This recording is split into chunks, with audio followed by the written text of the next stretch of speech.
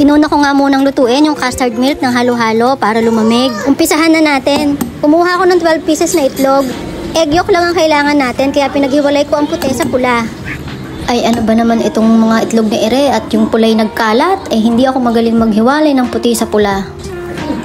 Ay natapos din, pwede na ito. Ay next naman itong ating mga asukal ay gagawin natin mga kulay itim. Ano bagat itim? Ay gagawin natin itong arnibal, pampapait sa ating leche flan.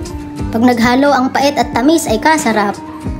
Sa pag-aarnibal, dapat ay mahina lamang ang apoy dahil baka masunog. At ayan, natapos na rin tayo. Sumunod naman ay hinalo na natin yung mga egg yolk at lalagyan na natin ng 1 can above of milk, arnibal, konting asin. At pinisaan ko na rin ang 2 piraso ng kalamansi. Konting halo at atin nang sasalain para mawala yung mga buo-buo at yung mga air bubbles. 2 beses ko nga pala yan sinala para sigurado. First time ko nagagawa ng leche flan kaya hindi ko alam kung maganda ba ang kalalabasan nito.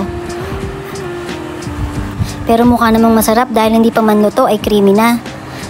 Sinalang na natin sa steamer at nga pala kaya pala yan may plastic ay sabi ng nanay ko balutin ko raw ng plastic para daw hindi matuluan ng tubig habang niluluto. Ay luto na, atin ang testingin. Ay kaganda naman ng itsura.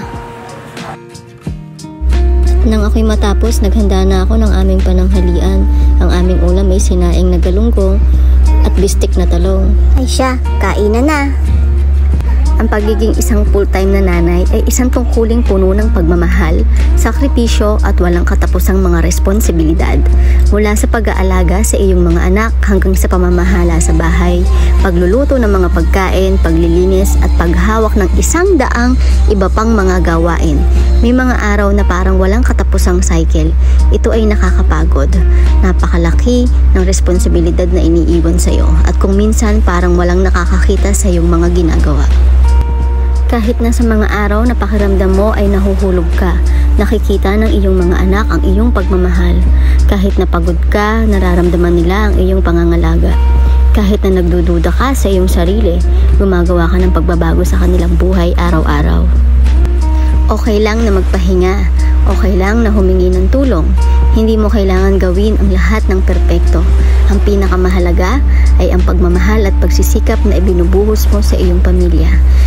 Kaya okay lang na huminga, bigyan ng iyong sarili ng oras at tandaan, hindi ka nag-iisa sa paglalakbay na ito.